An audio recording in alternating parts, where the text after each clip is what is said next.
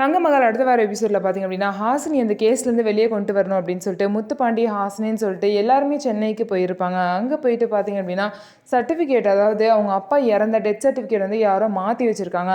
அவங்க அப்பா இறந்தது 6 to 7 மணிக்குள்ளே, ஆனால் 9 மணின்னு சொல்லிட்டு யாரோ மாற்றி வச்சுருக்காங்க. அது மட்டும் இல்லாமல் ஹாசினி வந்து ஆக்சிடென்ட் பண்ணி டாக்டர் வந்து காப்பாற்றிட்டாங்க. அதுக்கப்புறம் மூச்சு திணறி தான் அப்பா இறந்துருக்காரு.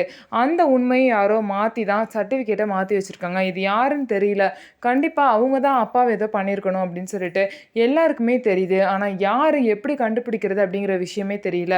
அந்த ஹாஸ்பிட்டலில் ஒர்க் பண்ண மேரி அப்படிங்கிறவங்களுக்கு தான் இந்த எல்லா விஷயமும் தெரியும். ஏன்னா அவங்க தான் வந்து அவங்க அப்பாவோட அட்டெண்டராக இருந்தாங்க. அவங்கள தேடி வந்து போகிறாங்க. ஆனால் அவங்களே பார்த்தீங்க அப்படின்னா ரங்கநாயகியும் வேலாயுதமும் சேர்ந்து கடத்தி வச்சுட்டாங்க. இதனால அவங்களையும் வந்து பார்க்க முடியாமல் எல்லாம் வந்து தவிச்சிட்டு இருக்காங்க. இந்த நேரத்தில் நடந்த எல்லா விஷயத்தையும் பார்த்தீங்க அப்படின்னா அவங்க சித்திக்கிட்டையும் தாரணிக்கிட்டையும் சொல்கிறாங்க.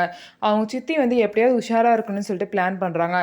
தாரணிக்கு இந்த விஷயம் தெரிஞ்சதுக்கப்புறம் ஹாசினி மேலே உள்ள கோவம்லாம் போய் இந்த பிரச்சனை வந்து எப்படி வந்து வந்துச்சு, இதில் யார் சம்மந்தப்பட்டிருக்கா அப்படிங்கிறத ரொம்பவே சீரியஸாக எல்லாரும் தேடிட்டு இருக்காங்க. இதில் பார்த்தீங்க அப்படின்னா கண்டிப்பாக ரங்கநாயகியும் வேலாயுதமும் மாட்ட போகிறாங்க.